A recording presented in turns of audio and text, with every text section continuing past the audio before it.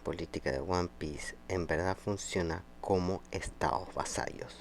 Si lo pensamos, por favor, en conjunto, voy a explicar de por qué cada estado es básicamente un vasallo del gobierno mundial.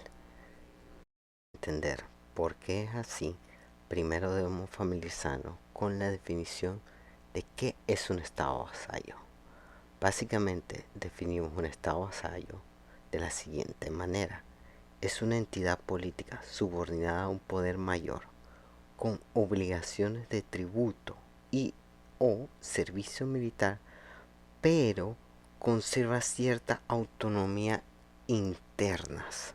Esto quiere decir que un estado vasallo literalmente tiene la capacidad de tomar decisiones internas, ya sea políticas, económicas o de cualquier tipo, siempre y cuando no interfiera con quien está por encima de él, o sea, el estado que lo controla. Y al final del día, el estado que lo controla es que el que tiene la decisión final sobre distintos aspectos. Y si no obedece, normalmente el estado más poderoso destruye a su estado vasallo con fuerza militar o económica. ¿No les suena ya familiar de cómo funciona el mundo de One Piece? Rompamos cada parte de esta definición individualmente y veremos si estoy en lo correcto o en lo incorrecto. Comenten, vayan, suscríbanse, hagan comentarios, pongan si están de acuerdo o no. Y ahora vamos a empezar a romper la definición. Primero, lo primero, veamos hasta donde sabemos cómo un país, una nación, se une al gobierno mundial. Sabemos por distintos episodios y fuentes que al momento de un país unirse al gobierno mundial, este tiene que pagar un tributo.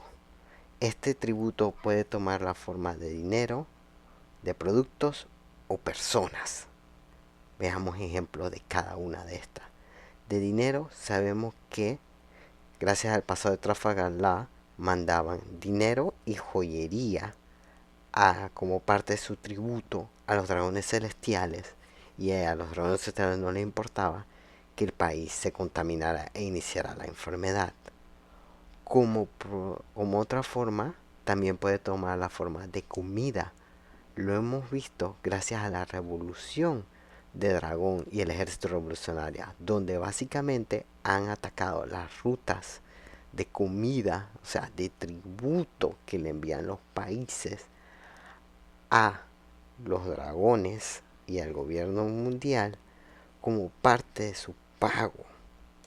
Y también de personas, gracias a la historia de Kaido, sabemos que como parte del trato de unirse al gobierno mundial era entregar a Kaido para volverlo parte de las fuerzas militares del gobierno mundial.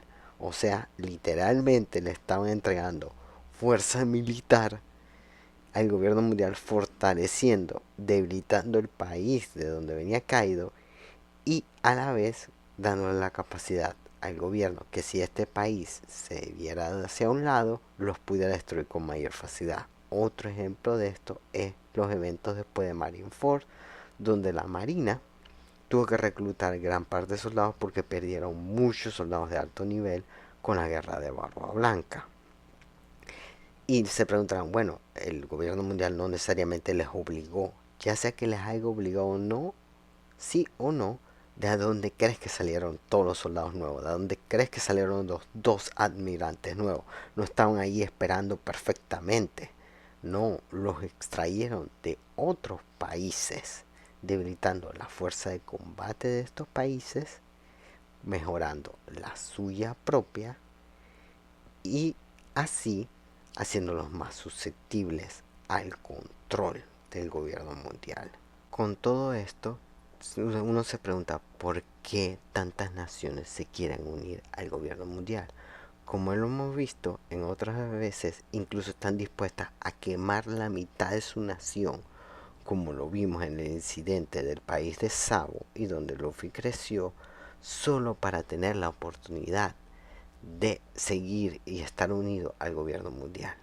Esto sería en la forma de protección, la Marina, la mayor fuerza militar que hay en el mundo en este momento, ya sea que sea por rebelión interna o principalmente por piratas externos. Muchos países necesitan protección y la Marina brinda este servicio, aunque deja mucho que desear para muchos países que de otra manera estarían desprotegidos. Recordemos que la mayoría de los piratas no son como nuestro personaje principal o el pelirrojo Shank. Son más un Kaido, una Big Mom que destruyen y aniquilan, o un Kit de los piratas que destruyen y aniquilan todo a su paso. Así que te conviene unirte a la Marina. No solo eso, te da la capacidad de iniciar relaciones políticas con otros países, forjando alianzas y rutas de comercio posible y de apoyo mutuo, ya que como lo vimos en este flashback de Elbaf, del país de los gigantes, si no tienes el sello del gobierno mundial, para muchos países se vuelve difícil entablar relaciones políticas contigo. Sí, pueden ayudarte, pueden darte cosas, pero si el gobierno mundial dice para, tienes que parar. Ese era el problema que tenía Harold, que aunque se había hecho de buena fortuna con muchos países a su alrededor, dándole seguridad, protección, sin esperar nada a cambio, como muchos eran parte del gobierno mundial y el gobierno mundial tiene tanta influencia, se veían obligados a básicamente rechazarlos de forma continua y solo poder ayudarlo indirectamente o cuando el gobierno mundial estaba mirando en la otra dirección.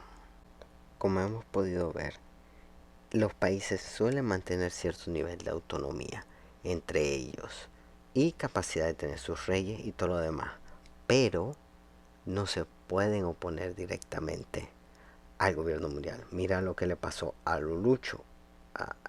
Desapareció con las armas y fue borrado la historia. O ahora Hara, la tierra natal de nuestra querida Robin.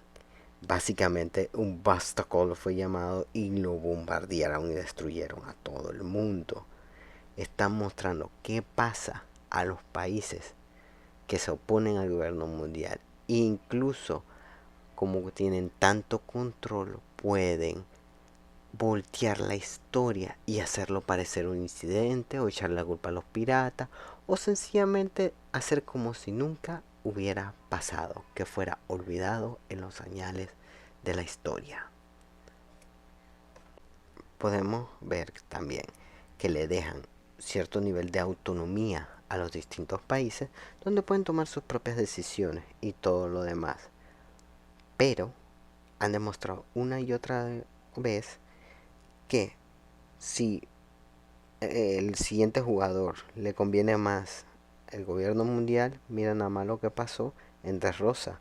Doflamingo vino, destruyó a los antiguos reyes y se colocó a él como rey y le convenía más el gobierno mundial porque así tenían a un hombre en el medio y la capacidad de negar que estaban involucrados en el tráfico de armas a múltiples países, que al final sabemos que esas armas no estaban llegando a facciones como el ejército revolucionario, sino ellos no hubieran ido y parado y atacado a Flamingo, sino que estaban llegando a lo contrario y estaban siendo financiadas indirectamente por el gobierno mundial, aumentando los conflictos en el área y quizás incluso motivando a las naciones alrededor a unirse, incluso hasta el punto que el conflicto fue mantenido por el gobierno mundial, porque en el momento que Doflamingo colapsó, como vimos en el manga y en el anime, muchas naciones terminaron sus guerras civiles, se acabaron, o sea, literalmente la guerra civil estaba por debajo de mesa financiada por el gobierno mundial, demostrando que al final del día Los estados alrededor del mundo, si son parte de ellos, son vasallos, y si no son parte de él, es peor todavía. Hemos visto que los estados que no son parte de él les va aún peor. O sea, literalmente vemos que son estados extremadamente pobres, que son atacados por piratas y otros gente que no tiene nada bueno en su voluntad. Son asaltados, la marina no se preocupa de ellos, miran para otro lado, son utilizados como lugar de juego, como le pasó a God Valley. Literalmente hicieron una cacería humana y después lo borraron de la historia. ¿Cuántos países no han sido destruidos de esa manera? Olvidados. O sea, las motivaciones para unirse al gobierno mundial son directas, aunque no estén directamente en nuestro punto focal de la historia, se ven los distintos motivos. Algunos dirán, bueno, el Reviere ahí es la cumbre de los países más influyentes y tienen voz y voto. Después de todo, en este último disolvieron al sistema de Warlord por lo que habían hecho en Rosa y Alabasta. Pero recuerden, es una ilusión hasta cierto punto, ya que lograron disolverlo porque el gobierno mundial tenía ya a los pacifistas y a los clones de los Warlords en producción para reemplazarlo, y aún mejor, a comparación de los Warlords, que eran unas fichas que han demostrado ser una ficha loca que puede salir por todos lados, que puede responder o no a su llamado. Los pacifistas son robots programados, siempre van a seguir al mayor cargo que tengas. Y los clones de los Warlords, por lo que se ve, también están programados para obediencia. Así que el gobierno mundial ganó aún más poder sin siquiera tener que mover un dedo y dando la ilusión a los países miembros de que tienen capacidad. Pero nos han mostrado a través de la historia que el gobierno mundial puede destruir a cualquiera de estos países y borrarlo de la historia, y nadie puede preguntar absolutamente nada acerca de ello. Por eso son estados vasallos. El problema es que no se dan cuenta que al final del día quien manda son el gobierno mundial, y lo podemos ver una y otra vez cada vez que vemos una visita de un dragón celestial a un país. Literalmente ellos pueden ejecutar al rey del país y no le van a poder hacer absolutamente nada. Solo van a nombrar al sucesor y sigue todo como si nada. Porque al final los dragones celestiales son cargos protegidos por el gobierno mundial. Incluso podemos suponer que todos son al final monarquías de una manera u otra, porque como vimos en el arco actual de Elbaf en la Tierra de los Gigantes, Imu le parece absurdo la idea de un país donde no haya un rey para dominar.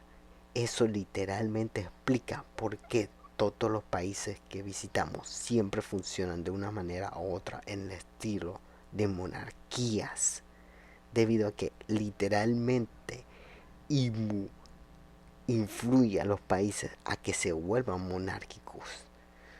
De nuevo, demostrando que al final del día son estados vasallos y que este mundo, la política, son estados vasallos. Y por eso,